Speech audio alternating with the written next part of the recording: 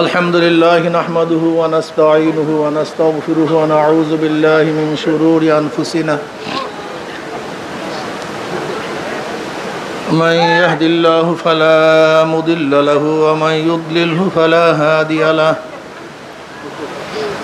ওয়া নাশহাদু আন লা ইলাহা ইল্লাল্লাহু ওয়াহদাহু লা শারীকা লাহু ونشهد أن محمدا عبده ورسوله أما بعد فأعوذ بالله من الشيطان الرجيم بسم الله الرحمن الرحيم يا أيها الذين آمنوا صلوا عليه وسلموا تسليما اللهم صل على سيدنا ونبينا وحبيبنا ومولانا محمد صلى الله عليه وعلى آله وأصحابه وبارك وسلم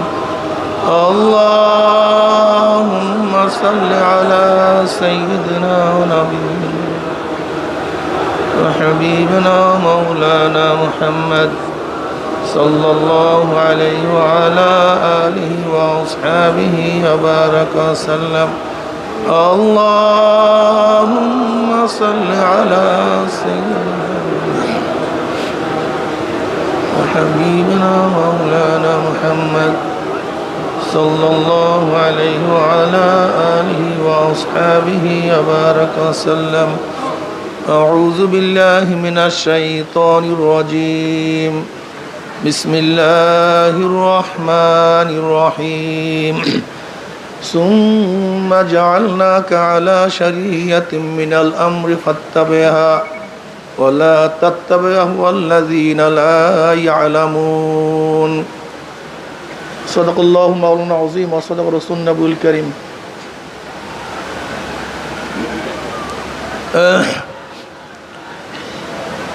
আল্লাহ পাকের বান্দা জনাব মুহাম্মদ রাসূলুল্লাহ সাল্লাল্লাহু আলাইহি ওয়াসাল্লামের উম্মতগণ, আল্লাহ পাক রব্বুল আলামিন আপনাকে আমাকে দুনিয়ার সমস্ত ফিতনা ফাসাদ থেকে পরিত্রাণ দিয়ে কোরআন ও হাদিসের মাজলিস, আলেম ওলামা, মুমিন মুত্তাকিন, জাকিরিন শাকিরিনদের গুরুত্বপূর্ণ এক দামি মাজলিসে আসার, বসার, বলা, শোনার তৌফিক আল্লাহ পাক দান করছেন। শুকরিয়া তান সবাই বলে আলহামদুলিল্লাহ।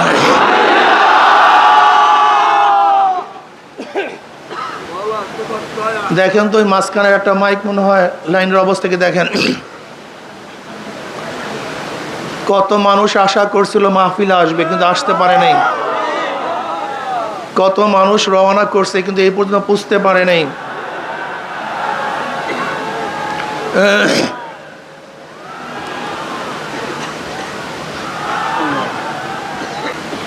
কত মানুষ এখানে আসছিল কিন্তু আমরা জানাজা দিয়ে তাদেরকে চিরতরে বিদায় দিয়ে দিছি।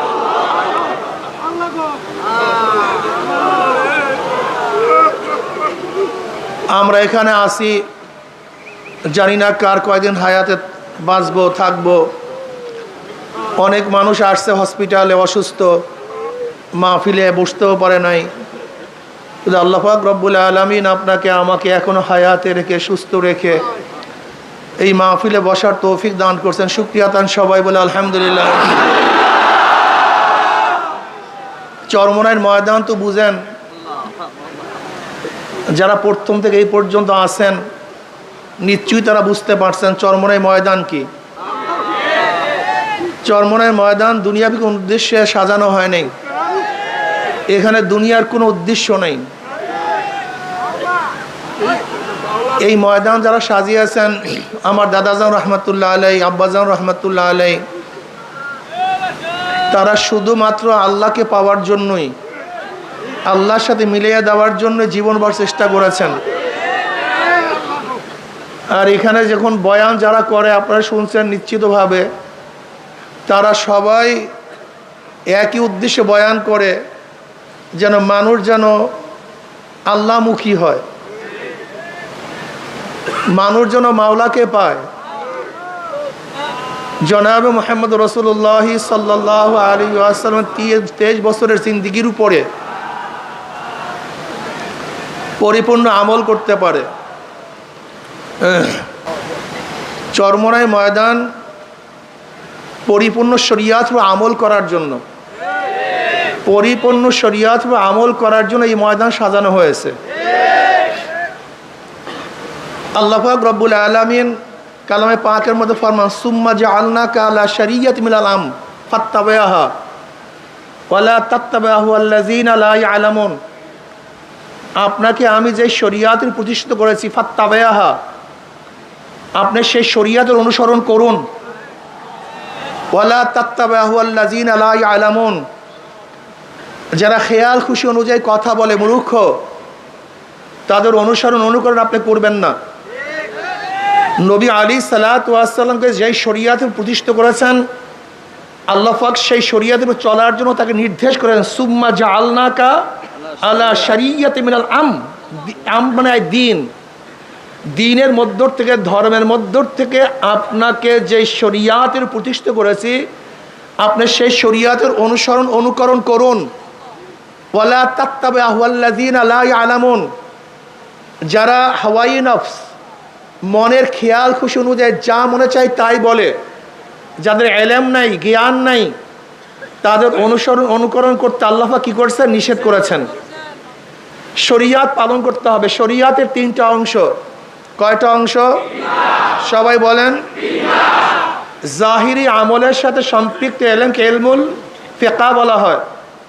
নামাজের মাসালা, রোজার মাসালা, জাকাতের মাসালা, হজের মাসালা, লেনদেনের মাসালা, অর্থাৎ বাহ্যিক আমলের সাথে সম্পৃক্ত যে এলেম, সেই এলেমকে ইলমুল ফিকহ বলা হয়। যে ফিকহার এলেম শোনেন, মুফতি ইফতা পড়তেছে, জাহিরি যে আমলগুলি আছে, সেই আমলগুলি কিভাবে করতে হবে, কিভাবে সহি হবে, কতটুকু সহি হবে, কোনটা ফরজ, কোনটা ওয়াজিব, কোনটা সুন্নাত, কোনটা মুস্তাহাব, কথাটা বুঝাতে পারি নাই? নামাজে কি করলে ফরজ আদায় হবে, কতটুকু করলে ওয়াজিব আদায় হবে, কতটুকু করলে সুন্নাত আদায় হবে, কি না করলে নামাজ শেষ হয়ে যাবে, এইগুলি জানা হলো ইলমুল ফিকহ। এটা আপনাকে জানতে হবে। এটা জানার বাহিরে আপনাকে আমল করার কোনো সুযোগই নেই। আপনি আমল করতেই পারবেন না, জান্নাতে যাওয়ার কোনো সুযোগই আপনার নেই। এই জন্য ইমাম মালিক রাহমাতুল্লাহ আলাইহি ফরমান, মান তাফাক্কাহা ওয়া লাম ইয়াতাসাওয়া ফাকাদ তাফাসসাকা ওয়া মান তাসাওয়াফা ওয়া লাম ইয়াতাফাক্কাহা ফাকাদ তাযান্দাকা ওয়া মান জামা বাইনাহুমা ফাকাদ তাহাক্কাকা। যে ব্যক্তি শুধু ইলমে ফিকহ শিখলো কিন্তু ইলমে তাসাউফ শিখলো না, তাসাউফ শব্দ নিয়ে ইখতিলাফ আছে। এই তাসাউফ কফের থেকে আবিষ্কার, এটা কোরআন ও হাদিসের শব্দ কি শব্দ না? আমি ওই সমস্ত ভাইদেরকে বলবো, আমরা শব্দের পিছনে না দৌড়াই, শব্দের পিছনে না পড়ি, বরং মূল উদ্দেশ্যের পিছনে পড়লে আর কোনো সমস্যা থাকে না। যদি মনে করেন তাসাউফ শব্দ কোরআন ও হাদিসের নাই, এটা পরবর্তীতে আবিষ্কার হয়েছে, তা আকায়ের শব্দ তো পরবর্তীতে আবিষ্কার হয়েছে, কি কথা ঠিক না? আসলে তাসাউফ শব্দের অর্থ কি সেটা আমরা বলবো। তাসকিয়া শব্দের ব্যাপারে কোনো ইখতিলাফ নেই। তাসকিয়া মানে কি? আত্মশুদ্ধি। এই ব্যাপারে তো কোনো ইখতিলাফ নেই। ভাষার মুরাদেফ শব্দ ব্যবহার করতেই পারে, এটা হতেই পারে, এটা আশ্চর্য হওয়ার কিছু নেই। এক এক জায়গায় এক একটা শব্দ ব্যবহার করতেই পারে। যেরকম আমরা সালাতকে নামাজ বলি, সমকে রোজা বলি, এতে ইখতিলাফ কিছু নেই, এটা হতে পারে। আরবের মধ্যে এরকম বহু শব্দ আরবরা গায়ের আরবি ব্যবহার করতেন। যেরকম আরবের মধ্যে হাতি ছিল না, হাতির আরবি শব্দ তাদের জানা ছিল না। হাতিকে ফার্সিতে বলে পিল, এটাকে মুআররাব করে কি হচ্ছে? ফিল, পিলের ফিল বানায় দিস, এরকম হতে পারে, এটা আশ্চর্য হওয়ার কিছু নাই। যাই হোক, ইমাম মালিক রাহমাতুল্লাহ আলাইহি বলেন, যেই ব্যক্তি ইলমে ফিকহ শিখলো, ইলমে তাসাউফ শিখলো না, সে ফাসিক। সে কি? ফাসিক। আমান তাসাওয়াফা ওয়া লাম ইয়াতাফাক্কা ফাকাদ তাযান্দাকা। আর যেই ব্যক্তি ইলমে তাসাউফ শিখলো, ইলমে ফিকহ শিখলো, সে বেঈমান, কাফের। ওমান জামা বাইনাহুমা ফাকাদ তাহাক্কাকা। আর যে ব্যক্তি ইলমে ফিকহ ইলমে তাসাউফ উভয় শিখলো, সে হলো মুহাক্কিক, সেই ঠিক। তা চরমোনাই ময়দানের মধ্যে অবশ্যই আপনাকে ইলমে ফিকহ ইলমে তাসাউফ উভয় শিখতে হবে। কি কথা ঠিক না? বাহ্যিক ইলমের সাথে সম্পৃক্ত ইলমকে ইলমুল ফিকহ বলা হয়। বিশ্বাসের সাথে সম্পৃক্ত ইলমকে ইলমুল আকায়েদ, ইলমুল কালাম বলা হয়। ইলমুল কালাম কেন বলা হয়? এটা তো আল্লাহ পাকের একটা সিফাত। যেহেতু গোটা দুনিয়ার মধ্যে প্রথম আকায়েদের মাসালা নিয়ে ইখতিলাফ শুরু হয়েছে ইলমুল কালাম, আল্লাহ পাকের কালাম সিফাত নিয়ে। আল্লাহ পাকের কালাম সিফাত এটা হাদিস না কাদিম, বিশাল ইখতিলাফ, সেদিকে আমরা যাব না। যেহেতু আকায়েদের মাসালা প্রথম শুরু হয়েছে কালাম সিফাত নিয়ে, এর জন্য আকায়েদের কিতাবকে কি বলা হয়? ইলমুল কালাম বলা হয়। ইলমুল আকায়েদ, কি বিশ্বাস করলে ঈমান থাকবে, কি বিশ্বাস না করলে ঈমান যাবে, আল্লাহ পাকে কিভাবে বিশ্বাস করতে হবে, তার জাত এবং সিফাত কতটুকু বিশ্বাস করতে হবে। যদি কেউ আল্লাহকে বিশ্বাস করে, আল্লাহ পাকের সিফাতকে বিশ্বাস না করে, সে আর মোমেন থাকবে না।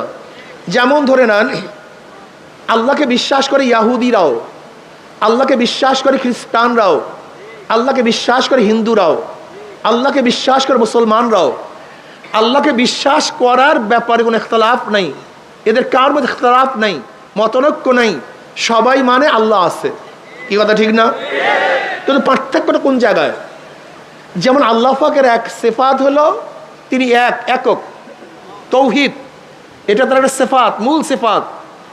কিন্তু খ্রিস্টানরা আল্লাহকে মানে, কিন্তু তার তৌহিদ মানে না, আল্লাহ এক এইটা মানে না। বরং কি মনে করে যে আল্লাহ একজন আছে, আর তার স্ত্রী মারিয়াম তিনিও খোদা, আর তার ছেলে ঈসা সেও কি খোদা।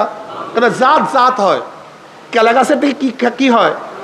বাঁশের থেকে, মানুষের থেকে। তা আল্লাহর থেকে যা হবে তাতে কি হবে? সেটাও আল্লাহ হবে। তা খ্রিস্টান আমরা জাত থেকে যা হয় সে একই জাত হয়। যেহেতু আল্লাহর ছেলে ঈসা, তা সেও কি হবে? আল্লাহ হবে। তা তারা আল্লাহকে মানছে, কিন্তু আল্লাহর হুদানিয়াত মানে নেই। এই জন্য তারা শিরক, তারা মুশরিক। কি কথা ঠিক না? ইহুদিরা আল্লাহকে মানে, কিন্তু কি ঈসা মানে ওজায়ের ইবনুল্লাহ, ওজায়ের আল্লাহর পুত্র। আল্লাহকে মানে কিন্তু ওজায়ের সন্তান হিসাবে, এই জন্য তারাও মুশরিক। হিন্দুরা আল্লাহকে মানে, কিন্তু আল্লাহ পাকের সমস্ত সিফাত তারা মানে না। যেমন আমরা মনে করি কি আল্লাহুস সামাদ, সমস্ত ক্ষমতার একচ্ছত্র মালিককে। কিন্তু তারা কি বলেন না, ক্ষমতাকে ভাগ করা হয়েছে। জোলা কলার বসন্তের ক্ষমতা কালীর কাছে, বিদ্যা বুদ্ধি দেওয়ার ক্ষমতা সরস্বতীর কাছে। তারা মনে করে ধনী বানাবার এবং না বানাবার ক্ষমতা গণেশের কাছে। আল্লাহকে মানে, কিন্তু তার আওসাফ, তার গুণ মানে না। কথাটা বুঝাতে পারি নাই? এর জন্য তারা কি হয়ে গেছে? জোরে বলেন, মুশরিক হয়ে গেছে। এরকম মানলে হবে না। কি মানলে, কতটুকু মানলে, কি না মানলে ইমান থাকবে, কি না মানলে ইমান যাবে, এই বিদ্যার সাথে সম্পৃক্ত ইলমকে ইলমুল আকায়েদ বলা হয়। এটা জানতে হবে আপনাকে, এটা শিখতে হবে। কেউ আল্লাহকে মানে কিন্তু নবীকে মানে না, সে মুমিন না কাফের? সেও কাফের। কেউ নবীকে মানে কিন্তু নবীর সমস্ত আওসাফকে মানে না, গুণকে মানে না। যেমন কেউ নবীকে মানে কিন্তু নবীরা মাসুম, নবীরা নিষ্পাপ, এইটা মানে না। এরকম আছে কি নাই? নবী মানে কিন্তু নবীর একটা গুণ নিষ্পাপ, মাসুম, এইটা মানে না। সে আহলুস সুন্নাত ওয়াল জামাত থেকে বের হয়ে যাবে। কেউ নবীকে মানে, নিষ্পাপও মানে, কিন্তু শেষ নবী মানে না। কি নবী মানে না? তারা নবীকে মানে, নবী নিষ্পাপ, এই সিফাত, এই গুণও মানে, কিন্তু কোন গুণটা মানে না? শেষ নবীর গুণ মানে না। তারাও বেঈমান, তারা কাফের হয়ে যাবে। কথাটা বুঝাতে পারি না? খুব ভালো মতো বুঝবেন। কেউ কোরআন মানে, কিন্তু কোরআনের মধ্যে তাহরিফ হয়েছে, পরিবর্তন হয়ে গেছে, বিবর্তন হয়ে গেছে, এর মধ্যে সব কোরআন নাই, এরকম যদি কেউ মানে, এরকম কোরআন মানলে হবে না, সেও কাফের হয়ে যাবে। যেরকম শিয়ারাও কোরআন মানে কিন্তু তাহরিফের সাথে, তারা মনে করে কোরআনের মধ্যে কিছু পরিবর্তন হয়েছে। কথাটা বুঝাতে পারি নাই? এর জন্য আপনাকে অবশ্যই বুঝতে হবে কি মানলে, কি না মানলে, কতটুকু মানলে, কতটুকু না মানলে ইমান যাবে, ইমান থাকবে, এটা জানার দরকার আছে কি নাই? কেউ আল্লাহকে মানে কিন্তু আল্লাহর সিফাতকে কোনো অলির মধ্যে মানে, উলুহিয়াত, হুজ্জাতুল্লাহ বালাগার মধ্যে শাহ ওলিউল্লাহ মুহাদ্দিস রহমতুল্লাহ আলাইহি এই উলুহিয়াতের ব্যাপারে বিশাল আলোচনা করছেন। আল্লাহকেও মানে, কিন্তু তারা মনে করে কোনো অলির কাছে আল্লাহ পাক তার কিছু গুণ ভাগ করে দিয়ে দেয়। যেমন অলিরা ইচ্ছা করলে কাউকে হেদায়েত দিতে পারে, অলিরা ইচ্ছা করলে কাউকে জান্নাত থেকে নাজাত দিতে পারে, অলিরা ইচ্ছা করলে কাউকে জাহান্নাম থেকে বাঁচাতে পারে। এই যে বিশ্বাস, এই আকীদা যদি কার মধ্যে থাকে, এই উলুহিয়াত খোদাই গুণ আল্লাহর বাহিরে কার মধ্যে আছে, এরকম বিশ্বাস করলো ইমানটা আস্তে লিক হয়ে বের হয়ে যায়, ইমান আর থাকে না। কথাটা বুঝাতে পারি না? এর জন্য ইলমুল আকায়েদ সম্পর্কে আমাদেরকে জানতে হবে। আল্লাহ পাকের আওসাফ এবং জাত উভয় সম্পর্কে মানতে হবে। কেউ আল্লাহকে মানছে, কিন্তু নবী আলাইহিস সালাত আনিত বিধানকে মানে না, আনিত বিধানকে মানে না। কারবার শেষ। শুধু নবীকে মানলে হবে না, নবীর আনিত বিধানকে মানতে হবে, এটা আল্লাহ প্রদত্ত।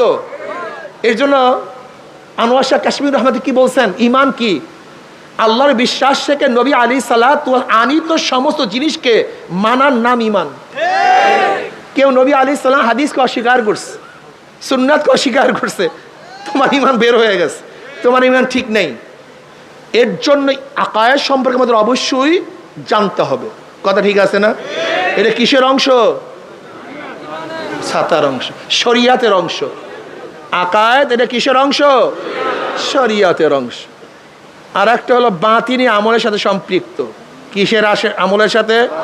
রিয়া কি, কেবের কি, হুব্বে যা, হুব্বে মাল, লোভ, হেরেস, তমা, এইগুলির থেকে বাঁচার জন্য আপনাকে অবশ্যই শিখতে হবে, জানতে হবে, মানতে হবে।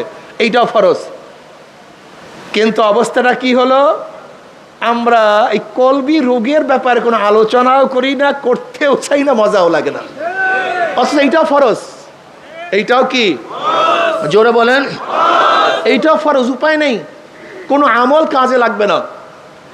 হাদিসে জিব্রাইলের মধ্যে হযরত নবী আলাইহিস সালাতু ওয়াস সালামকে যে শিক্ষা দেওয়া হয়েছে, সেই শিক্ষাই আমাদের মূল তরিকার শিক্ষা, এই ময়দানের শিক্ষা। ওয়ান ওমর ইবনে খাত্তাব রাদিয়াল্লাহু তাআলা قال رسول قال بينما نحن عند رسول الله সাল্লাল্লাহু আলাইহি ওয়াসাল্লাম যাতা ইয়াউমিন, আমরা নবী আলাইহিস সালাতু ওয়াস সালামের কাছে বসা একদিন, হঠাৎ এক ব্যক্তি আসছে, এক ব্যক্তি আমাদের কাছে আসছে, যার চুল ধবধবে সাদা, যার পোশাক একেবারে সুন্দর ফুরফুরে সাদা পোশাক, যার মধ্যে সফরের কোনো আসর নাই, চিহ্ন নাই। লা ইয়ারহুমুন আহাদুন, আমাদের মধ্যে কাকে কেউ চিনিও না। হাত্তা জালাসিলা নবী সাল্লাল্লাহু আলাইহি ওয়াসাল্লাম ফাআসনাদা রুকবাতি লিরুকবাতাইহি ওয়া আদা কাফাই আলা ফাকিজাইহি ওয়া ক্বালা ইয়া মুহাম্মদ আকবিরনি আনিল ইসলাম। তিনি সরাসরি আসছেন, আসিয়া নবী আলাইহিস সালাতু ওয়াস সালাম বসছেন, দুই হাঁটুর সাথে হাঁটু মিলায়া, ফাআসনাদা রুকবাতাইহি ইলা রুকবাতি ওয়া আদা কাফাই আলা ফাকিজাইহি, এবং জনাব মুহাম্মদ রাসূলুল্লাহ সাল্লাল্লাহু আলাইহি ওয়াসাল্লামের রানের উপর, উরুর উপরে হাত রাখছেন, অতফা ওয়াদা কাফাই আলা ফাকিজাইহি, নিজের হাত নিজের উরুর উপরে রাখছেন এবং হাঁটু হাঁটুর সাথে মিলায়া বসছেন, নামাজের কায়দা আত্তাতুর সূরাতে। দেখেন ইলমে তাসাউফ পন্থীরা সাধারণত এইভাবে বসা বিশ্বাস করে, অনেক সময় বসে আদবের সাথে। দেখবেন এই আদব কিন্তু অনেকের মধ্যেই নাই। কি কথা ঠিক না? চরমোনাইয়ের তরিকাটা কি? আদব শিক্ষা দেওয়ার জায়গা, এখানে আদব শিখতে হবে। আদব সবচেয়ে দামি। জিবরিল আলাইহিস সালাতু ওয়াস সালাম কেন আসছেন? লা তারফা আসওয়াতাকুম ফাওকা সাউতুন নবী, নবী আলাইহিস সালাতু ওয়াস সালামের আওয়াজের উপরে তোমাদের আওয়াজ যেন না বাড়ে, উচ্চ না হয়। সাহাবাদের কেমন আদব ছিল, কথা বলাই বন্ধ করে দিয়েছে, কেউ কথাই বলেন না, জরুরি কথা বলতেন না। আর তোমরা তো খালি চিল্লাইতেই থাকো, এই আওয়াজ বন্ধ করেন, আওয়াজ বন্ধ করেন, আওয়াজ বন্ধ করেন, কিন্তু আপনারা চিল্লাইতেই থাকেন, এটা আদবের খেলাফ। কিন্তু সাহাবাদের আদব কি ছিল? আল্লাহ পাক যখন বলছে খবরদার নবীর আওয়াজের উপর তোমার আওয়াজ উচ্চ না হয়, সাহাবারা কথা বলা বন্ধ করে দিয়েছেন, জরুরি মাসালাও জিজ্ঞাসা করেন না। কি মুসিবত! এরপরে জিবরিল আলাইহিস সালাতু ওয়াস সালামকে আল্লাহ পাক পাঠাইলেন, কিভাবে কথা বলতে হবে, কিভাবে জিজ্ঞাসা করতে হবে, প্রয়োজনে মাসালা কিভাবে জিজ্ঞাসা করতে হবে, এটা শিক্ষা দেওয়ার জন্য নবী আলাইহিস সালাতু ওয়াস সালামের কাছে জিবরিল আলাইহিস সালাতু আসছেন, আদবের সাথে বসছেন। এবার বলতেছেন, মুহাম্মদ আখবিরিন আল ইসলাম, ইসলাম কি জিনিস আমাকে বলো। নবী আলাইহিস সালাতু বলেন, আল ইসলামু আন তাশহাদু আল্লা ইলাহা ইল্লাল্লাহ ওয়া আন্না মুহাম্মাদুর রাসূলুল্লাহ ওয়া তুকিমুস সালাহ ওয়া তুতিজ যাকাত ওয়া তাসুমু রমাযান ওয়া তাহুজ্জাল বাইতা মান ইসতাতা ইলাইহি সাবিলা ক্বালা সাদাকতা ফাআজাবনা লাহু ইয়াসআলু ওয়া ইউসাদ্দিকুহু। নবী আলাইহিস সালাতু ওয়া জবাব দিলেন যে আল্লাহকে এই সাক্ষী দেওয়া, নামাজ কায়েম করা, যাকাত আদায় করা, রমজান মাসে রোজা রাখা এবং যা সাধ্য আছে মান ইসতাতা ইলাইহি সাবিলা, সে কি করবে? হজ করবে। ক্বালা সাদাকতা, আপনি সত্য কথা বলছেন।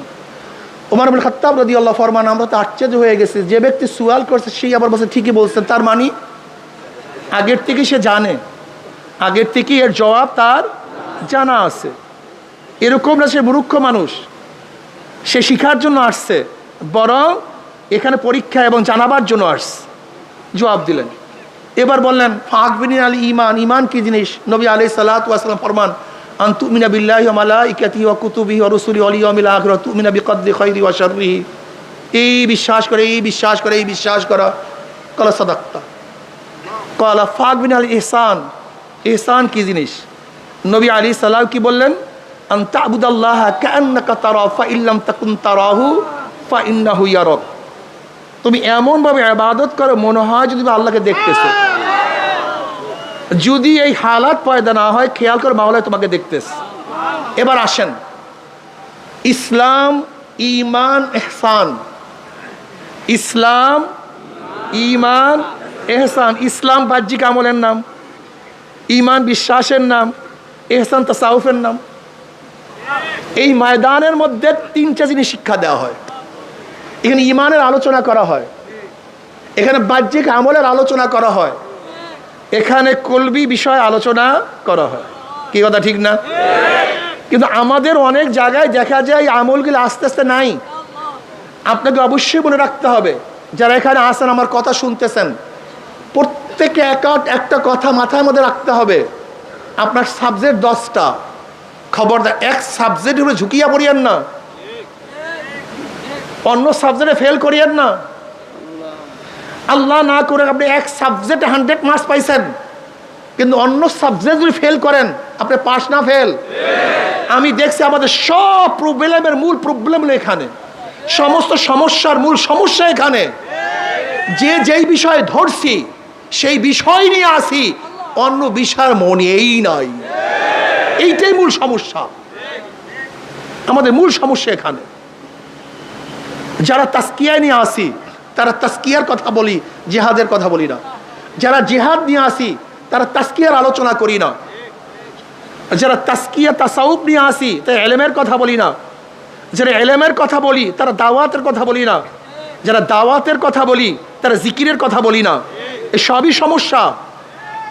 যারা ইসলাম হুকুমাতের কথা বলি, রাষ্ট্রের মধ্যে নিজের মধ্যে ইসলাম হুকুমাত কায়েম করতে হবে, এটা মনেই নেই, ভুলিয়া গেছে। এগুলো মূল সমস্যা। আপনি ইসলাম হুকুমাত কায়েম করবেন, কিসের ইসলাম হুকুমাত কায়েম করবেন? কোথায় করবেন ইসলাম হুকুমাত? কিসের জন্য করবেন ইসলাম হুকুমাত? ইসলাম হুকুমাতের উদ্দেশ্যটা কি? কি কারণ ইসলাম হুকুমাত করবেন? ইসলামী হুকুমাত করার মূল উদ্দেশ্য ইনফাজে শরিয়া, শরিয়াতকে প্রতিষ্ঠিত করা, শরিয়াতকে নাফেজ করা, শরিয়াতের আইনকে জারি করা।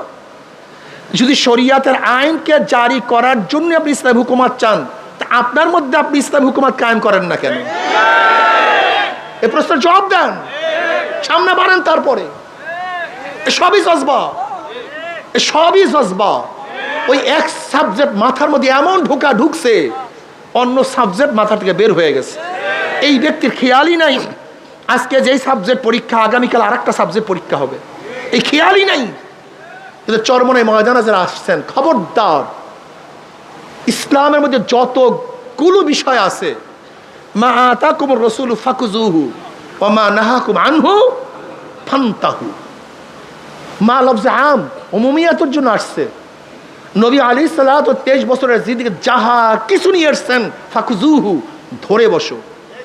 যাহার থেকে নিষেধ করছেন, ফান্তাহু, ছেড়ে দাও। চরমনাই ময়দানে যারা আসবেন, কোন এক বিষয় না, মাথা ঠিক করবেন, চেহারা ঠিক হবে না, চেহারা ঠিক করবেন, পোশাক ঠিক হয় না, পোশাক ঠিক হবে, নামাজ ঠিক হবে না, নামাজ ঠিক হবে, রোজা ঠিক হবে না, রোজা ঠিক হবে, পর্দা ঠিক হবে না, পর্দা ঠিক হবে, মুআমালা ঠিক হবে না। এরকম মুজাহিদ চরমনাই চাই না। মুজাহিদ আছে নামাজ পড়ে ওয়াদা খেলাফ করে না, আপনি চরমনায় মুজাহিদ হতে পারেন নাই। আপনি চরমনায় মুজাহিদ, আপনি মিথ্যা কথা বলেন, আপনি ঠিকমতো মুজাহিদ হতে পারেন নাই। আমার তো এবার বয়ানই করতে মনে চায় নাই। গত অগ্রহণে বলেছিলাম কেউ জাগা রাখবে না, কিন্তু এরপরও জাগা রাখছেন, এটা বেয়াদবি। আপনি আদবের খেলাফ করছেন। আমি মনে করি হেদায়েত বয়ানের কাছে না, এটা আমার আকীদা, আমার বিশ্বাস। হেদায়েত কে? হেদায়েতের মালিক আল্লাহ। সামনে বসলে হেদায়েত পায় না, সামনে বয়ান শুনলে হেদায়েতের মালা পরা যায় না। কলফটাকে মাওলার দিকে ঝুঁকাবার পরে হেদায়েত পাওয়া যায়। জাগা রাখছেন, মারামারি করছেন, অথচ চরমনায় মুজাহিদের উদ্দেশ্য উচিত ছিল ওয়ায়ুসিরুনা আলা আনফুসিহিম ওয়ালাউ কানা বিহিম খাসাসা, নিজের ধ্বংসের মুহূর্তে তার ভাইকে প্রাধান্য দেয়া, তার ভাইকে সুযোগ করে দেওয়া, তার ভাইয়ের খেদমত করা।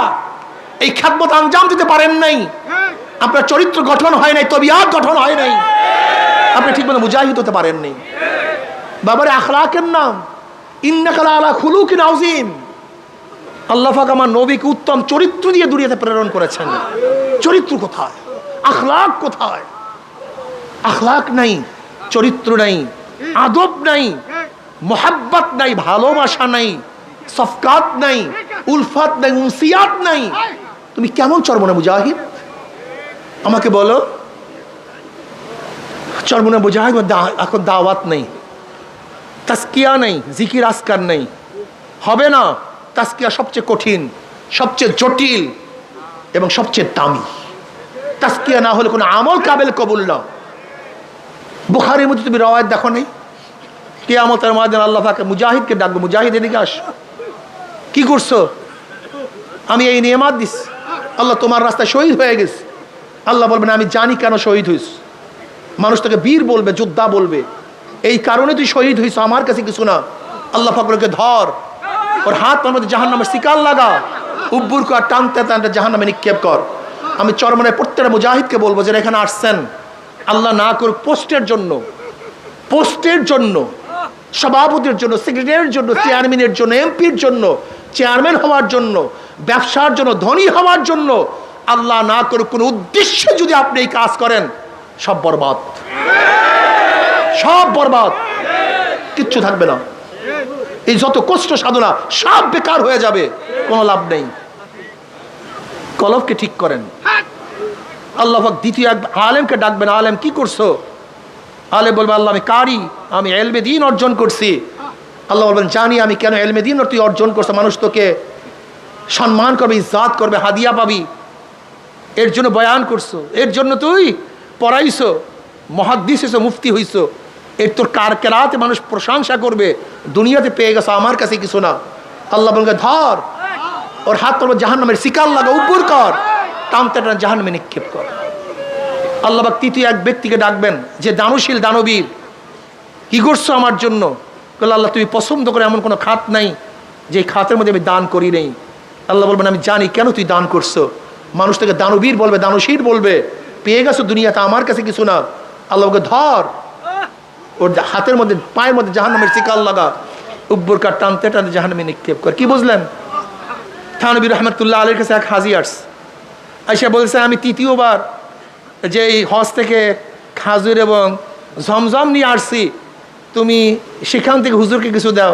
তো হুজুর বলছে তুমি আবারও হজ করে, তোমার হজ হয়নি। বলে কেন? তুমি যে তৃতীয়বার হজ করে আসছো, আমি তোমাকে জানতে চাইছি তুমি তৃতীয়বার হজ করছো।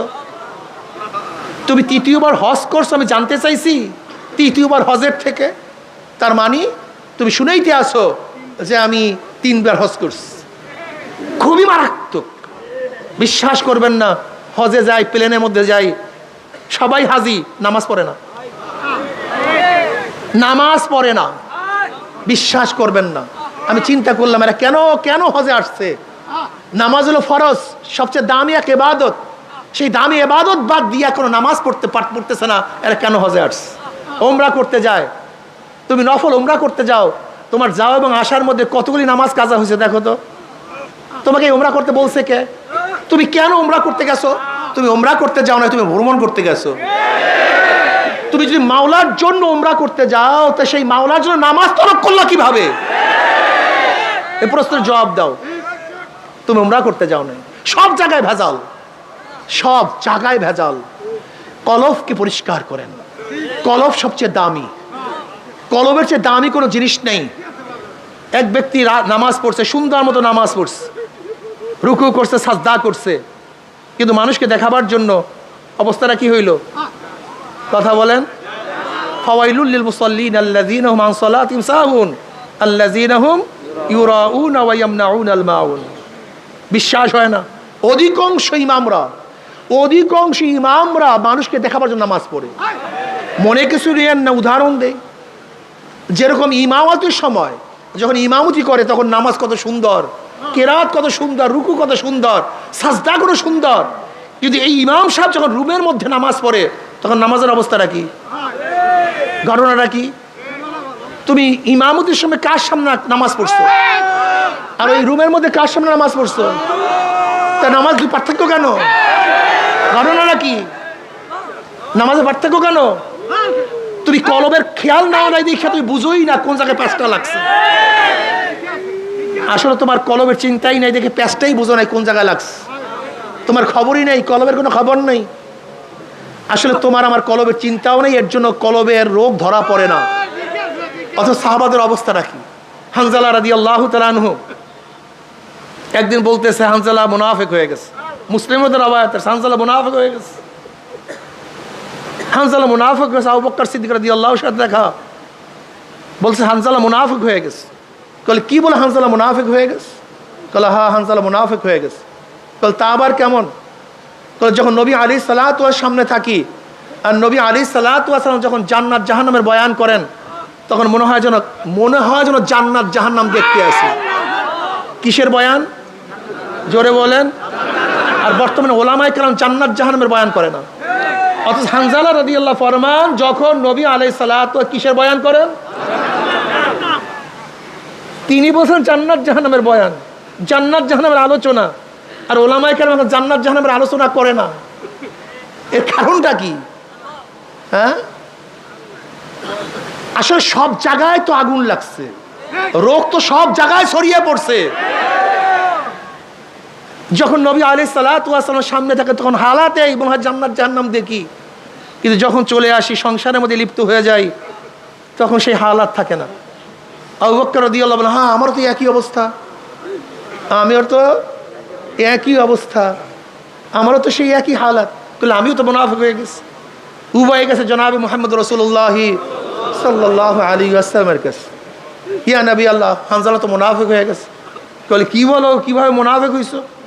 বলে ইয়া নবী আল্লাহ আপনার দরবারে যখন থাকি আপনি জান্নাত জাহান্নামের আলোচনা করেন, মনে হয় যেন জান্নাত জাহান্নাম দেখতেছি, এরকম ভাব মনে হয়। কিন্তু যখন আপনার থেকে চলে আসি এই হালাত তো ঠিক থাকে। আপনার দরবারে এক হালাত, আপনার বাহিরে, এইটা তো মুনাফিকের আলামত। দেখছেন কত পরিষ্কার রূহ, কলব কত পরিষ্কার, কত স্বচ্ছ, ধরা পড়ছে। নবী আলাইহিস সালাতু বলে তো মুনাফিক হও নেই, আমার দরবারে থাকলে, আমার কাছে থাকলে তোমাদের যে হালাত, এই হালাত যদি সবসময় থাকতো তাই বিছানায় রাস্তায় ফেরেশতারা তোমাদের সাথে মুসাফা করতো। কিন্তু হানজালা এই অবস্থা, হানজালা এই অবস্থা, হানজালা এই অবস্থা, তিনবার বলেন এই অবস্থা সবসময় থাকা ঠিক না, থাকবেও না, পরিবর্তন হবে। যদি এই অবস্থা সবসময় থাকে তাহলে কেউ সংসার করতে পারবে না। দেখেন নিসবত শাহ আব্দুল আজিজ রহমতুল্লাহ আলাইহি, শাহ আব্দুল আজিজ মুহাদ্দিস দেহলভী রহমতুল্লাহ আলাইহি বলেন নিসবত চার প্রকার: ইনহিকাসি, ইলকাই, ইসলাহি, ইত্তেহাদি। এই নিসবত তোমার মধ্যে আমার মধ্যে থাকতে হবে।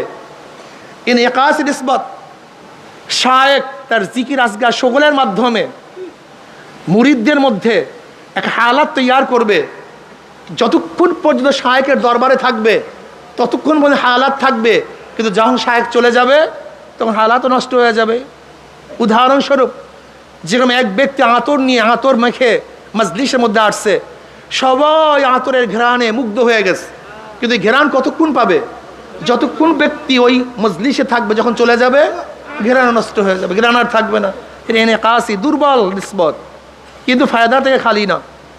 এই জন্য দেখবেন যখন চরমনাই ময়দানে থাকি, আল্লাহদের কাছে থাকি, আল্লাহদের মজলিসে থাকি, তখন কলবের হালাত কেমন থাকে, কিন্তু যখন মাজলিস থেকে চলে যায় তখন কলবের হালাত এরকম থাকে না, যেহেতু দুর্বল নিসবত। এরপর নিসবতের নাম নিসবত ইলকাই, ইনকাসি ইলকাই, আরেকটু মজবুত। যেমন এক ব্যক্তি আগের থেকে জিকির আসকার মুশাহাদা মোরাকাবার মাধ্যমে তার কলবকে তৈয়ার করছে, কিন্তু তার কাছে কোনো আলো ছিল না। যার কাছে আলো আছে তার কাছে গিয়ে তার থেকে আলো নিয়ে আসছে, এখন আলোতে আলোকৃত হয়ে গেছে, কথা ঠিক না? কিন্তু আগের থেকে তৈয়ার ছিল।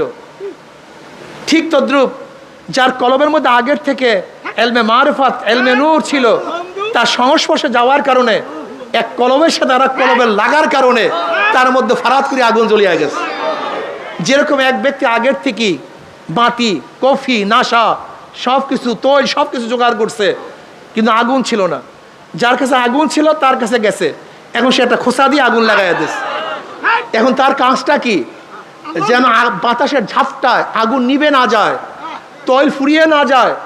যদি ঠিক মতো তৈল দিতে থাকে, বাতাসের ঝাপটা থেকে হেফাজত করে, তাহলে কি আলো দিতেই থাকবে। ঠিক যখন কোনো শায়েকের দরবারে গিয়ে শায়েকের নিসবতে গিয়ে তার সেই কলবের মধ্যে এলমে মারিফাতের আগুন জ্বালায়া দেয়, তখন তার মধ্যে আলো জ্বলতে থাকে, নিসবত পয়দা হতে থাকে। কিন্তু এখন কাজ হলো গুনার ঝাপটায় যেন সেই মোহাব্বত সেই নিসবত নষ্ট না হয়, তার সবসময় সতর্ক থাকতে হবে, গুনার থেকে বাঁচতে হবে। এরপর নিসবত ইসলাহি, এটা আরো গভীর এবং আরো শক্তিশালী নিসবত। যেরকম এক ব্যক্তি কুয়া করছে, এই কুয়ার সাথে একটা ড্রেন করছে, ড্রেন নদীর সাথে লাইন লাগাইয়া দিছে। এখন অবস্থাটা কি, সব সময় নদীর থেকে পানি আসতেই থাকবে। সামান্য কোনো ছোট্ট ছোট্ট চাকায় সেই পানি বন্ধ হবে না, কিন্তু ভারী চাকা যদি পড়ে যায় তখন আর পানি আসবে না। ঠিক তদ্রূপ এক ব্যক্তি জিকির আসকার মোরাকাবা মুশাহাদার মাধ্যমে সে একটা কুয়া খনন করছে, কলবকে তৈয়ার করছে। যে শায়েকের মধ্যে এলমে মারিফাত আছে, তার কলবের সাথে যখন নিসবত পয়দা হয়ে গেছে, এখন সব সময় সেখান থেকে তার মধ্যে একটা লুজ্জাত, একটা মজা, একটা স্বাদ, একটা মারিফাত আসতে থাকবে। কিন্তু যদি বড় চাকা হারাম কবিরা গুনার মধ্যে পড়িয়া যায়, তখন বড় চাকায় সেই নূর বন্ধ হয়ে যাবে। আর একটা নিসবত ইত্তেহাদি, এক হয়ে যাওয়া, শায়েক এবং সালেকের মেজাজ মন সব কি হয়ে যাওয়া, এক হয়ে যাওয়া। যেরকম আবু বকর সিদ্দিক রাদিয়াল্লাহু তাআলা আনহু এবং নবী আলাইহিস সালাতু ওয়াস সালামের মধ্যে নিসবত ছিল নিসবত ইত্তেহাদি, তার মত এবং আবু বকর রাদিয়াল্লাহু মত সম্পূর্ণ এক। যেরকম বদরের ময়দানে যারা বন্দী হয়েছে তাদের ব্যাপারে কি ফয়সালা হবে, এক এক সাহাবী এক এক মত দিছে, কিন্তু জনাব মুহাম্মদ রাসূলুল্লাহ সাল্লাল্লাহু আলাইহি ওয়াসাল্লাম যে মত ছিল আবু বকর রাদিয়াল্লাহু মত হুবহু এক, কিন্তু এক জায়গায় ছিলেন না। হুদায়বিয়া সন্ধির সময় সমস্ত সাহাবারা এক মত পেশ করছে, কিন্তু আবু বকর সিদ্দিক রাদিয়াল্লাহু ভিন্ন খিমার মধ্যে ছিলেন, কিন্তু তাও তিনিও সোলার কথা বলছেন। নবী আলাইহিস সালাতু ওয়াস সালাম কি কথা বলছেন, সোলার কথা বলছেন। নিসবত ইত্তেহাদি এক। শাহ ওয়ালিউল্লাহ মুহাদ্দিস দিলবি রাহমাতুল্লাহ আলাইহি নিসবত ইত্তেহাদির একটা বয়ান করছেন, যে অনেকেই বুঝবেন না, খাস করে যারা আহলে জাহের, তাই বসেন, যারা আহলে জাহের, তারা এই নিসবত বোঝা খুবই কঠিন, খুবই কঠিন, এটা বোঝা খুবই কঠিন। তিনি শাহ আহমদ সেরহেন রহমতুল্লাহ আলাই, যিনি মুজাদ্দিদ আল ফিসান রহমতুল্লাহ আলাই, মুজাদ্দিদ আল ফিসান রহমতুল্লাহ আলাইর নাম আহমদ সেরহেন, যা শায়েখ হলে বাকিবুল্লাহ রহমতুল্লাহ আলাই। এই বাকিবুল্লাহ রহমতুল্লাহ আলাইর এক শাগরেদ ছিল নান বাই তানম বাকিবুল্লাহ। হযরত বাকিবুল্লাহ রহমতুল্লাহ আলাই তার দরবারে একবার মেহমান আসছে, কিন্তু তার কাছে এরকম কোনো জিনিস ছিল না তাদেরকে মেহমানদারি করাবেন। খুব ব্যস্ত হয়ে গেছেন, কিভাবে মেহমানদারি করাবেন। এর মধ্যে নান ভাই তার শাগরেদ হজরতের চেহারা দেখে বুঝতে পারছেন যে হজরত খুব পেরেশান অবস্থায় আছে। নান ভাই টুকি ভরিয়া রুটি হালুয়া ভাজি যা কিছু প্রয়োজন সব কিছু ভরপুর নিয়ে আস। নান ভাই যখন মেহমানদারি করালেন, হুজুর খুবই খুশি হইস। খুশি হওয়ার পরে বলতেছেন, তুমি আমার কাছে কি চাও? তাহলে হুজুর আপনার মতো হইতে চাই। তাহলে অন্য কিছু চাও? কল না হুজুর আপনার মতো হইতে চাই। কল না অন্য কিছু চাও? কল না হুজুর আপনার মতো হইতে চাই। কল সহ্য করতে পারবে না? কল না হুজুর আপনার মতো হইতে চাই। এরবার হজরত তাকে রুমের মধ্যে নিয়ে তাওয়াজ্জু দিয়েছেন। তাওয়াজ্জু দেওয়ার পর অবস্থাটা কি হয়েছে, নান ভাই এবং বাকিবুল্লাহ রহমতুল্লাহ আলী একই সাথে হুজরাত থেকে বের হয়েছে, প্রায় চেহারা সমান হয়ে গেছে। কিন্তু পার্থক্যটা কি ছিল, নান ভাই হুশে ছিল না আর বাকিবুল্লাহ রহমত হুশে ছিলেন। এইটার তাহকিক করছেন ফাহাজানি ফাগাত্তানি ফারসালানি হাত্তা বালাগা বিন্নিল জুহদু। কেন ধরছেন, কেন চাপ দিছেন? ফারসালানি, আমাকে ছেড়ে দিয়েছেন। নবী আলাইহিস সালাতু ওয়াস সালাম, জিবরাইল আলাইহিস সালাতু ওয়াস সালাম ধরছেন, চাপ দিছেন, বলেন ইকরা। কল মা না বিকারিয়ান, আমি তো পড়তে পারি না। ফাহাজানি ফাগাত্তানি হাত্তা বালাগা মিন্নিল জুহদু, আমার মধ্যে মানে কষ্ট উছিয়া গেছে, জমনে ঢুকছে। এরপরে আর কষ্ট সহ্য করার মতো ক্ষমতা আমার মধ্যে ছিল না। ফারসালান, আমাকে ছেড়ে দিয়েছেন। এবার বলেন ইকরা, আমি বলে মা না বিকারিয়ান, আমি তো পড়তে পারি না। আবারও ধরছেন, আবারও চাপ দিছেন, বলেন ইকরা। তাহলে আমি তো পড়তে পারি না। আবারও ধরছেন, আবারও চাপ দিছেন, তাহলে আমি তো পড়তে পারি না। 3 বার চাপ দেওয়ার পরে ইকরা বিসমি রাব্বিকাল্লাযী খালাক পড়া শুরু করছেন। এই যে চাপ দিছেন, এটার নাম কি? তাওয়াজ্জু। এইটার নাম কি? তাই 3 বার দিলেন কেন? যদি জিবরাইল আলাইহিস সালাতু ওয়াস সালাম একই সাথে তাওয়াজ্জু দিতেন, তাহলে হয়তো বা হিতে বিপরীত হতে পারত। এই জন্য আস্তে আস্তে আস্তে আস্তে তরবিয়াত দিয়েছেন। ঠিক যার মধ্যে লোড নেওয়ার ক্ষমতা নাই, একসাথে যদি তাকে লোড দেওয়া হয়, যেমন এক ব্যক্তি দেখেন 24টা 25টা 30টা ইট টানতে পারে, কিন্তু নতুন কোনো ব্যক্তির উপরে যদি এরকম ইট চাপিয়ে দেওয়া হয়, অবস্থাটা কি হবে? কিন্তু অব্বার যদি করে, কথা বলেন না কেন? এই অনেকেই মনে করেন যে অনেকের মধ্যে হালাত হয়, আমার মধ্যে কেন হালাত হয় না, সাহাবাদের মধ্যে কেন হালাত হয় না, নবী আলাইহিস সালাতু ওয়াস সালাম হালাত হয় না। আসলে সবাই ভুল করতেছেন। হালাত হয় না এটা কে বলছে আপনাকে? আপনার তো আসলে খবরই নেই। যখন ফাতরাতে ওহী হয়েছে, ওহী বন্ধ হয়ে গেছে, নবী আলাইহিস কি করছেন? বারবার পাহাড়ে উঠছেন, বারবার নিজেকে হালাক করার জন্য চেষ্টা করছেন। যখন হালাক করবেন, জিবরিল কি বলছেন? খবরদার, আপনি সত্য নবী, আপনি সত্য নবী। এটা বুখারীর মধ্যে রাওয়ায়াত আছে। হালাত পয়দা হয়নি। নবী আলাইহিস সালাতু ওয়াস সালাম যখন দুনিয়ার থেকে বিদায় হয়ে গেছেন, নবী আলাইহিস সালাতু ওয়াস সালাম দুনিয়ার থেকে বিদায় হয়ে গেছেন, ওমর রাদিয়াল্লাহু হালাত কি ছিল? কোন উমারের মতো বুঝদার লোক, নবী আলাইহিস সালাতু ওয়াস সালাম ফরমান বুখারীর মধ্যে রাওয়ায়াত আছে, ওমর বলেও ঠিক, বোঝেও ঠিক। ওমর বলেও ঠিক, তো নবী আলাইহিস সালাতু দুনিয়ার বিদায় এটা বোঝেন নাই তিনি? ঘটনাটা কি? বুখারীর মধ্যে রাওয়ায়াত আছে, ওমর বোঝেও ঠিক, বলেও ঠিক। তা নবী আলাইহিস সালাতু ওয়াস সালাম দুনিয়াতে বিদায় হয়ে গেছেন, নাঙ্গা তলোয়ার নিয়ে ঘুরতেছে। যদি কোনো জায়গায় কেউ কথা বলে, এই তোমরা কি বলো, নবী কি মৃত্যুবরণ হইতে বলো নাকি? যদি নবী মৃত্যুবরণ করছে এই কথা বলো, তাহলে আমি তাকে কতল করে ফেলবো। নবী মৃত্যুবরণ করেন নাই। কোথায় গেছে? যেখানে মূসা আলাইহিস সালাতু ওয়াস সালাম তুর পাহাড়ে গেছেন, আবার ফিরে আসছেন। নবী আলাইহিস সালাতু ওয়াস সালাম মাওলার দিদারে গেছেন, আবার ফিরে আসবেন। কে বলছে? যেমন তেমন মানুষ না, ওমরের মতো লোক। আমাকে বলুন, ওমরের মতো লোক যদি নাঙ্গা তলোয়ার নিয়ে ঘুরতে পারে, যে নবী ইন্তেকাল করেন নাই, এমনকি আবু বকর রাদিয়াল্লাহু তাআলা দাঁড়ায় আসছেন, নবী আলাইহিস সালাতু ওয়াস সালামের ইয়ামানি চাদরের মধ্যে ঢাকা ছিল।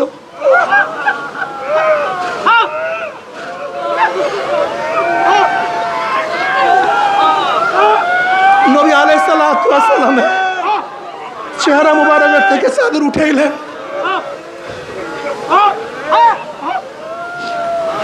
চেহারার মধ্যে চুম্বন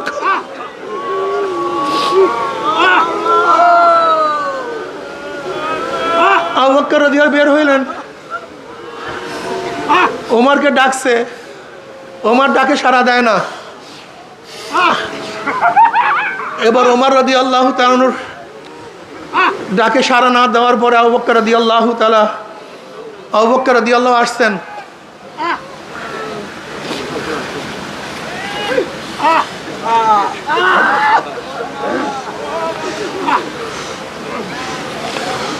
তোমরা যারা মুহাম্মদ সাল্লাল্লাহু আলাইহি ওয়াসাল্লাম ইবাদত করো, তিনি তো মরে গেছেন, কদ মাতা, আর যারা আল্লাহ পাকের ইবাদত করো সে তো জিন্দা, লা ইয়ামুত। ওমা মুহাম্মাদু ইল্লা রাসূল কদ খালাত মিন ক্বাবলিহির রাসূল। এই আয়াত তেলাওয়াত করলেন, সাহাবারা বললেন, যখন ওমর হযরত আবু বকর রাদিয়াল্লাহু তাআলা আনহু এই আয়াত তেলাওয়াত করলেন, তখন আমরা সবাই ধারণা করলাম এইমাত্র আল্লাহ পাক এই আয়াত নাজিল করেছেন। এই আয়াত আমাদের কারোর মনে ছিল না।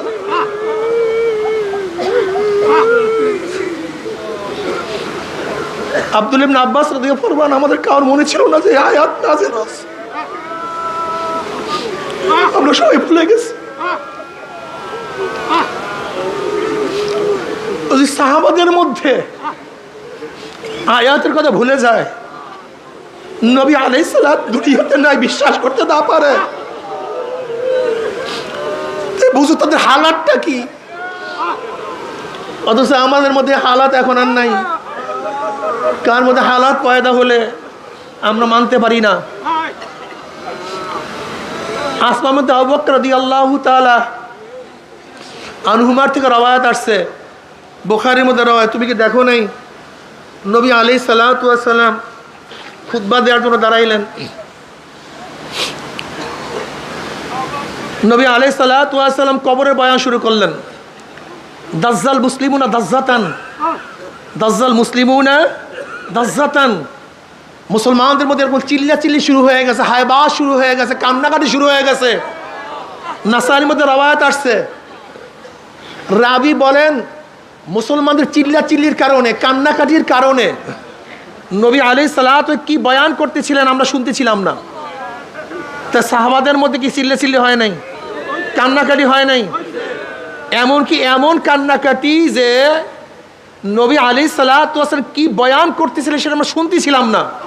নাসাইর মধ্যে রওয়ায়াত আসছে, রাবি বলেন যখন নবী আলাইহিস সালাতু বয়ান শেষ, কান্নাকাটিও শেষ হয়ে গেছে, কাছে থাকে একজনকে আমি প্রশ্ন করলাম, নবী আলাইহিস সালাতু ওয়াস সালাম এমন কি বয়ান করছেন সাহাবাদের মধ্যে পেরেশানি, হায়বাস শুরু হয়ে গেছে। তখন রাবি বলতেছেন নবী আলাইহিস সালাতু ওয়াস সালাম এই বয়ান করছেন অচিরেই কবরের মধ্যে দাজ্জালের ফিতনার মধ্যে ফিতনার সম্মুখীন হতে হবে। এই বয়ানের কারণে সাহাবাদের মধ্যে কান্নাকাটির রোল পড়ছে। আজকে আমাদের মধ্যে কান্নাকাটির রোল নেই, হায়বাবদের চিল্লাচিল্লি নেই। এর কারণটা কি? আসলে কলবের খবর নাই পাগল, কলবের চিন্তা নাই তোমার মধ্যে আমার মধ্যে। আমাদের সমস্যা এখানে, কলবের চিন্তা নাই, কলবের কোনো খবর নাই, শুধু দুনিয়া দুনিয়া, দুনিয়ার পাগল হয়ে গেছে। দেখো জনাব মুহাম্মদ রাসূলুল্লাহ সাল্লাল্লাহু আলাইহি ওয়াসাল্লামকে জিবরিল আলাইহিস সালাতু ওয়াস সালাম নতুন কিছু শিক্ষা দেওয়ার জন্য আসেন নাই। নবী আলাইহিস সালাতু ওয়াস সালাম তো কামেল ছিলেন।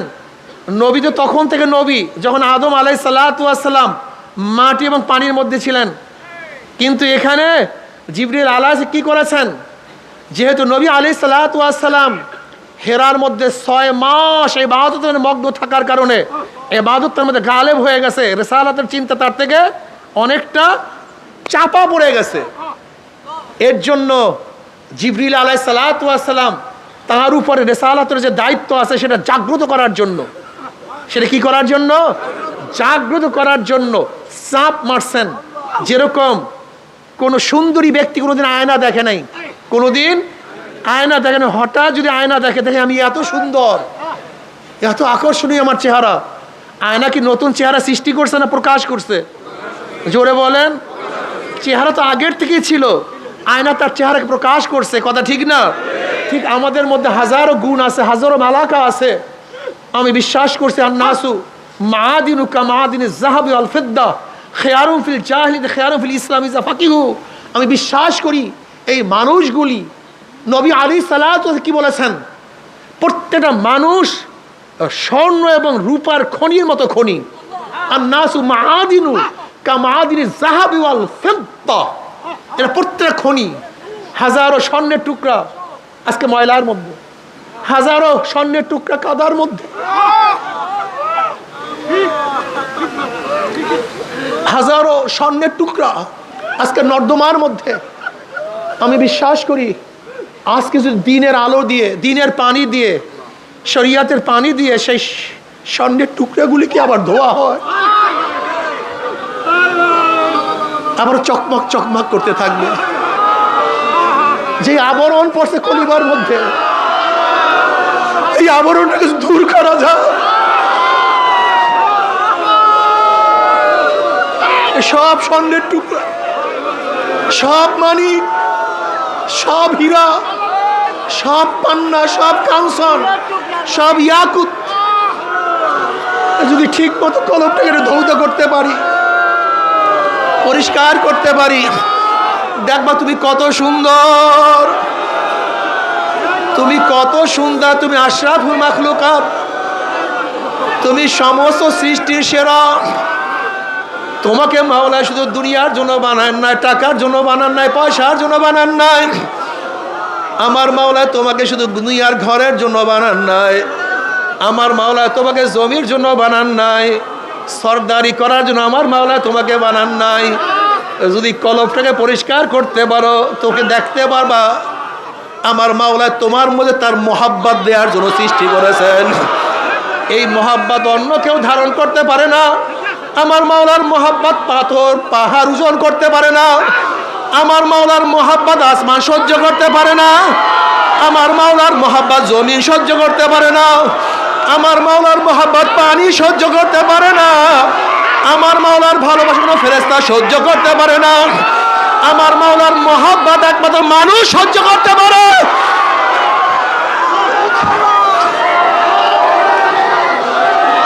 এই বসেন,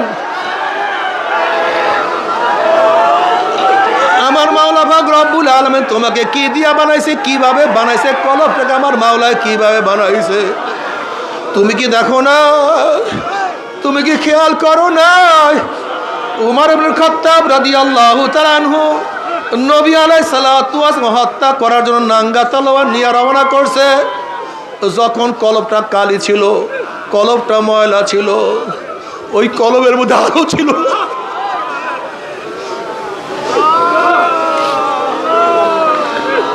যখন কলবটা নর্দমার ময়লার মধ্যে ছিল, তখন ওই কলব আমার নবী কি ও চিনতে পারে নাই, আমার নবীর মর্যাদা বুঝতে পারে না।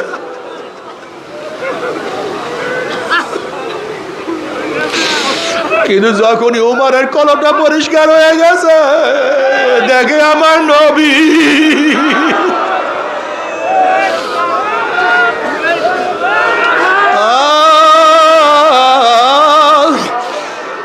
নবী আলাইহিস সালাতু ওয়াস সালাম ফরমান লা ইউমিনু আহাদুকুম হাত্তা আকুনা হাব্বা ইলাইহি মিন ওয়ালিদিহি ওয়া ওয়ালাদিহি ওয়ান নাসি আজমাইন। বুখারীর মধ্যে রওয়ায়াত আছে লা ইউমিনু আহাদুকুম, তোমরা কেউ মুমিন হতে পারবা না, একটাও মুমিন হতে পারবা না, কেউ ঈমানের স্বাদ গ্রহণ করতে পারবা না। ঈমানের মজা, ঈমানের লুজ্জাত, হালাওয়াত ঈমান কার মধ্যে তোমাদের আসবে না। ঈমান থাকবে, মজা পাবা না। লা ইউমিনু আহাদুকুম হাত্তা আকুনা আহাব্বা ইলাইহি মিন ওয়ালিদিহি ওয়া ওয়ালাদিহি ওয়ান নাসি আজমাইন। যতক্ষণ আমি নবীকে তোমার টাকা, তোমার পয়সা, তোমার বাবা, তোমার মা, তোমার ছেলে, তোমার সন্তান, তোমার ভাই, তোমার বন্ধু, তোমার দল, তোমার নেতা, এমনকি তোমার নিজের জীবনের চেয়ে যতক্ষণ পর্যন্ত আমাকে, আমি নবীকে বেশি মহব্বত করতে না পারবা, ততক্ষণ পর্যন্ত কেউ মুমিন হতে পারবা না। উমর ইবনে খাত্তাব রাদিয়াল্লাহু ফরমান ইয়া নবী আল্লাহ, ইয়া রাসূলুল্লাহ, আমি খুব খেয়াল করিয়া দেখছি, আমি আমার বাবার চেয়ে, আমার মার চেয়ে, আমার টাকা, আমার পয়সা, সব কিছুর চেয়ে আমি তোমাকে বেশি মহব্বত করি, কিন্তু ও নবী, আমার জীবনের চেয়ে তোমাকে বেশি মহব্বত করতে পারি না। নবী আলাইহিস সালাতু ওয়াস সালাম বলেন, ওমর, যতক্ষণ পর্যন্ত তোমার জীবনের চেয়ে আমাকে বেশি মহব্বত না করবা, ততক্ষণ মুমিন হতে পারবা না। ওমর ইবনে খাত্তাব রাদিয়াল্লাহু আনহু ইয়া নবী আল্লাহ, ইয়া রাসূল, আমি আল্লাহর কসম করে বলতে আছি, এখন আমার জীবনের চেয়ে আমি আপনাকে অনেক বেশি মহব্বত করি।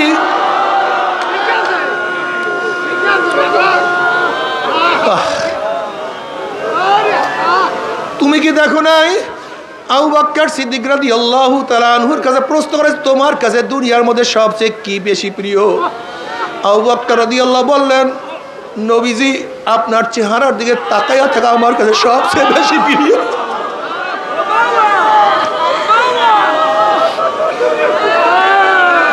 আপনার চেহারার দিকে তাকাইয়া দেখি কি যে মজা, কি যে শান্তি পায়।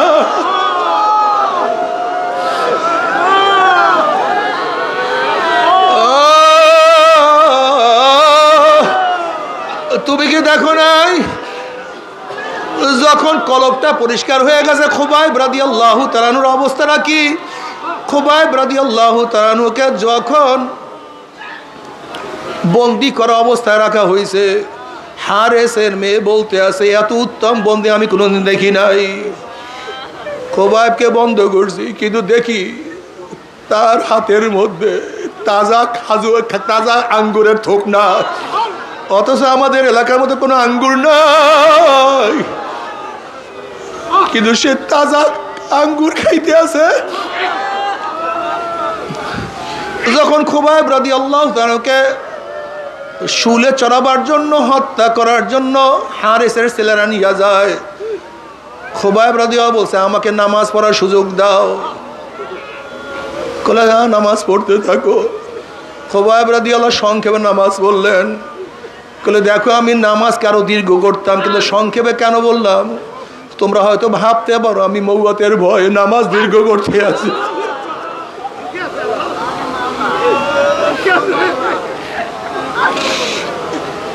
এবার খুবাইব রাদিয়াল্লাহু তাআলা আনহুর চেহারাটাকে অন্যদিকে ফিরাবার চেষ্টা করতে আছে, তিনি চেহারা বারবার কাবার দিকে ফিরাইতে আছে, কিন্তু কাফেররা তাকে কাবার দিকে চেহারা রাখবে না।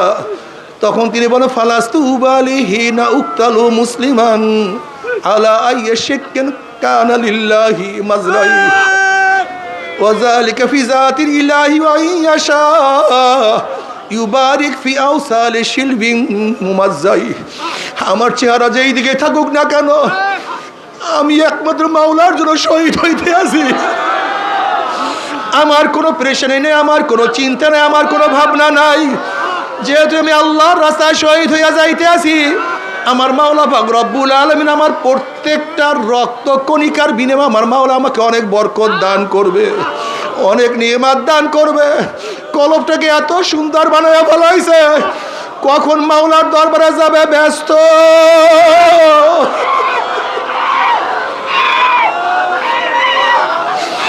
আমি আমার মাওলার সাথে কখন মুলাকাত করবো, কখন সাক্ষাৎ করবো, আল্লাহ তুমি কবুল করিয়া দাও।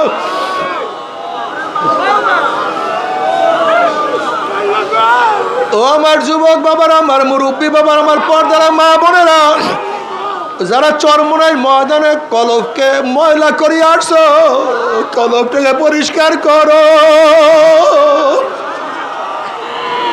দেখবা সব কিছু স্পষ্ট হয়ে গেছে। তুমি আয়নার চেহারা কেন দেখো না? আসলে আয়নার উপরে আবরণ পড়িয়া গেছে, তুমি আবরণ দূর করিয়া ফেলাও, দেখবা সব কিছু পরিষ্কার। তখন কিছু গোপন থাকবে না। বাবারে, আমাদের চক্ষু আসলে বাহ্যিক চক্ষু অন্ধ হয় নাই। লা তা'মাল আবসার ওয়ালাকিন তা'মাল কুলুবুল্লাতী ফিস সুদূর। আসলে আমাদের বাহ্যিক চক্ষু অন্ধ হয় নাই, কলবের চক্ষুটা অন্ধ হয়ে গেছে। তোমার সামনে এত সুন্দর ফুলের বাগান, তুমি কেন দেখো না ফুলের বাগানের কোনো দোষ নাই? আসলে তোমার চক্ষু অন্ধ হয়ে গেছে। তোমার সামনে এত সুন্দর আওয়াজ, তুমি কেন শোনো না? আওয়াজের কোনো দোষ নাই। আসলে তোমার কানটা বহেরা হয়ে গেছে। তোমার মুখের মধ্যে এত দামি দামি খাদ্য, তুমি কেন মজা পাও না? খাদ্যের কোনো দোষ নাই, তোমার জবানটা নষ্ট হয়ে গেছে। তোমার সামনে এত সুন্দর ঘেরান, তুমি কেন পাও না? ঘেরানের কোনো ত্রুটি নেই, তোমার নাকটা বন্ধ হয়ে গেছে। তোমার সামনে আমার মাওলার এত কুদরত, আমার মাওলার আসমান, আমার মাওলার জমিন। আল্লাযী খালাকা সাবা সামাওয়াতিন তিবাকা মা তারা ফি খালকির রহমান মিন তাফাউত ফারজিল বাসারা হাল তারা মিন ফুতুর সুম্মারজিল বাসারা কাররাতাইনি ইয়ানকালিব ইলাইকাল বাসারু খাসিয়ান ওয়া হুয়া হাসির। আমার মাওলার এত কুদরত, আমার মাওলার এত নিরাসন, তুমি কেন দেখো না? কলবের চক্ষু অন্ধ হয়ে গেছে, আর কিছু না। কলব নষ্ট হয়ে গেছে, কলব ধ্বংস হয়ে গেছে। ইয়াওমা লা ইয়ানফাউ মালুন ওয়ালা বানুনা ইল্লা মান আতাল্লাহ বিকলবিন সালিম। কিয়ামতের ময়দানে কলব, সুস্থ কলব ছাড়া আর কোনো লাভ নাই। আল্লাহ তুই মাফ করিয়া দে। পরিষ্কার কলব ছাড়া আর কোনো ফায়দা না। আল্লাহ কলব পরিষ্কার করিয়া দে।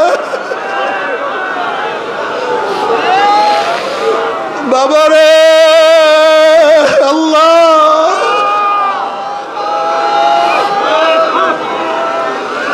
কলব পরিষ্কার না করিয়া ডাক দিও না আল্লাহ। ইল্লা মান আতাল্লাহ বিকলবিন সালিম, ইল্লা মান আতাল্লাহ বিকলবিন সালিম।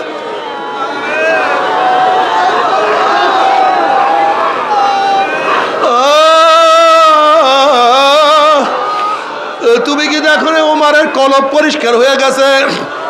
ওমর আওয়াজ দেয় মদিনায়, আওয়াজ পুষিয়া যায় পারস্যের মধ্যে। ওরে বেলাল হাটে জমিনের মধ্যে, পার আওয়াজ আরশের মধ্যে। আল্লাহ,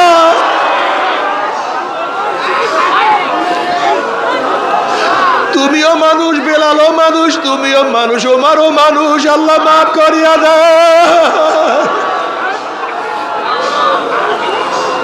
বাবারে তুমি আমিও মানুষ। এই ময়দানের মধ্যে কত মানুষ আছে যারা আমার মাওলার পাগল। বাবারে তুমি আমি এই মাঠের মধ্যে থাকি, তারাও এই মাঠের মধ্যে থাকে, কিন্তু তাদের সারাদিন খেয়াল আমার মাওলাই কই, আমার মাওলাই কই। কোথায় গেলে আমি মাওলাকে পাবো? আল্লাহ রে বাবারে, ওরে তুমি আমিও মানুষ, মঈনুদ্দিন চিশতিও মানুষ, তুমি আমি মানুষ, রশিদ আহমদ গঙ্গিও মানুষ, তুমি আমিও মানুষ, কারি ইব্রাহিম রহমাতুল্লাহ মানুষ, তুমি আমি মানুষ, আল্লাহর কুতুবে সাদ রহমাতুল্লাহ মানুষ, তুমি আমি মানুষ, ফজলুল করিম রহমাতুল্লাহ মানুষ। আল্লাহ, তাদের মাধ্যমে আমার মাওলা কত কলবের মধ্যে আগুন ধরাইয়া দিছে, তাদের মাধ্যমে আমার মাওলা কত কলবকে পরিষ্কার করাইছে। আল্লাহ তুমি কবুল করিয়া নাও। বাবারে মাওলাকে রাজি খুশি না করিয়া কেউ মাওলার কবরে যাইও না। আল্লাহ, আল্লাহ আমাদের প্রত্যেকের কলবের মধ্যে মারিফতের নূরের বাতি জ্বালায়া দেন। বাবারা যারা নতুন চরমনার ময়দানে আসছো, যারা চরমনার ময়দানে নতুন আসছো, ওরা আমার মাওলার কাছে কান্দো আর মাওলাকে ডাক দাও। আল্লাহ, ওরা মাওলাকে ডাকো। আল্লাহ ডাক মারো।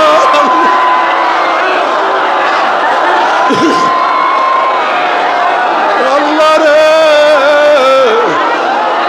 তুমি ছাড়া উপায় দেখি না। কুল ইয়া ইবাদিয়াল্লাযীনা আসরাফু আলা আনফুসিহিম লা তাকনাতু মির রাহমাতিল্লাহ ইন্নাল্লাহা ইয়াগফিরুয যুনুবা জামিয়া। আয় বান্দা, আয় বান্দা, ও বান্দা, ও বান্দা, তুই কোথায় গড়ো, কার কাছে থাকো, তুই আমাকে কেন ভুলিয়া গেছ রে বান্দা?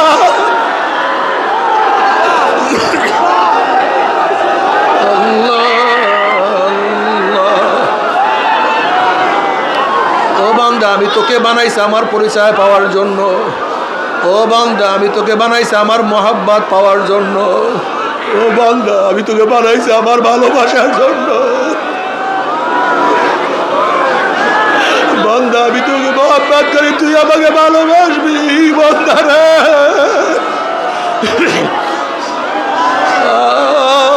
আল্লাহ حبك أحب إلي من نفسي وأهلي ومن الماء البارد اللهم اجعل حبك أحب إلي اللهم اجعل حبك أحب إلي من نفسي وأهلي ومن الماء البارد বাবারা যারা চরমোনাইর ময়দান নতুন আসছো যারা চরমোনাইর ময়দান নতুন আসছো এখন থেকে নিয়াত করো আমি এই কলমটাকে মাওলার জন্য আফ করিয়া দিলাম এই কলমটাকে মাওলার জন্য খালি করিয়া দিলাম এই কলমের মধ্যে আমার মাওলাই বিচারণ করবো অন্য কেউ না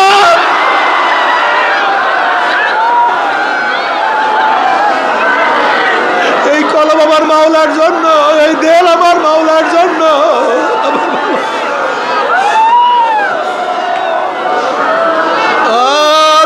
तो उसको दे जो साहेब दिलदार है दिल दे तो उसको दे जो साहेब दिलदार है बेदिलू से दिल लगाना जिंदगी बर्बाद है যদি ভালোবাসো আমার মাওলাকে ভালোবাসো মোহাব্বত করো আমার মাওলাকে মোহাব্বত করো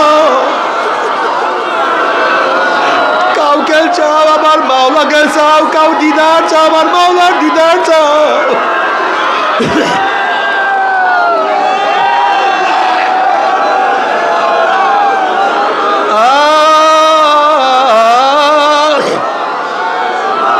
কিয়ামতের মধ্যে আমার মাওলার অবস্থাটা কেমন হবে আমার মাওলা কালামে পাকের মধ্যে ফরমান ইয়াউমা লা ইউখজিল্লাহুন নাবিয়্যা ওয়াল্লাযীনা আমানু মা نورهم يسعى بين أيديهم وبأيمانهم يقولون ربنا أتمم لنا نورنا واغفر لنا إنك على كل شيء قدير কিয়ামতের মাঝে আল্লাহ পাকের বান্দা বান্দির ডাইনে নূর বামে নূর সামনে নূর পিছনে নূর নূরুন আলা নূর নূরুন আলা নূর আল্লাহ